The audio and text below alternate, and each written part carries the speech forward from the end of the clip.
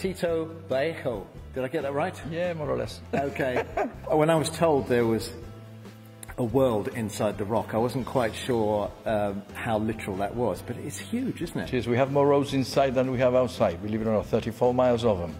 It does beg the question why everybody doesn't live in here, actually, because there's so much space. Well, we would either be vampires or others. But you can tell by the size of the runway that we have that all that came from inside the rock. So that just gives you an idea of how much rock has been removed from inside. When did the digging first start? How long ago was that? Well, the first digging started with the siege tunnels during the Great Siege of 1779-83. Later, a few other diggings were made, other positions were improved, and then we had the big reservoirs where we keep our water inside the rock.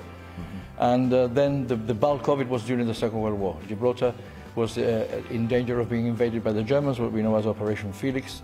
And when they heard about that, they evacuated all the civilians out because they were expecting a big barrage of bombs and cans and whatever. And they started drilling inside the rock to move the whole garrison inside. The whole place was designed to house 16,000 troops, which was the complete complement of Gibraltar during the war. So there's a real war now, a real world in here. So where are we? What is this example? This is part of the Second World War tunnels. We call this part Hayes Level. Here behind me you see a reenactment of what it might have looked like during the war. Remember that we still have 5 underground hospitals. They're still there, but we don't exploit them as we should. And this is just a reenactment to show people what conditions they were living and treating people in. Now above here you've shown us an area which is a reservoir, but inside the rock. So that's above here, and all the water was piped around. We are now underneath the northern face of the rock, the top of the northern face, which during the war and until about 30 years ago was kept barren, all waterproof. All the cracks were filled in with cement to make it a water catchment.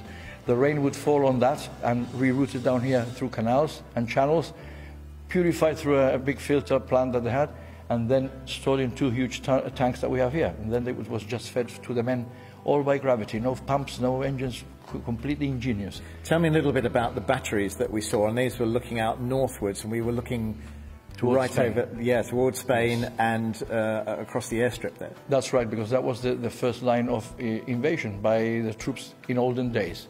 I mean, we're talking about 1800s. After that, guns were bigger, they were greater range on aircraft and so on, but all these that we have been looking at have been really old. We're talking about 1700s, 1800s. We're talking about cannonballs. We're not talking about 9.2 inches like we have upstairs, which can control the Straits of Gibraltar, things like that, or missiles. But we've gone back in time to the old cannonball-type guns. I see.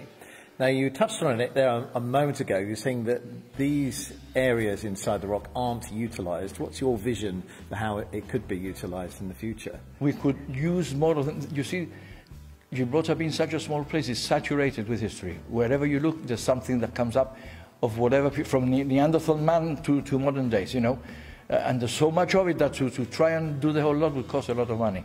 I had with me once upon a time doing the tunnels the gentleman who did Churchill's war rooms in London. He was with me. I took him round, and he was over the moon. He said, if I could get my hands on this, he go, please do. But where's the money going to come from, you see? Yeah. So there is a lot of potential. Some of the old big chambers have been now transformed to storage, for public use.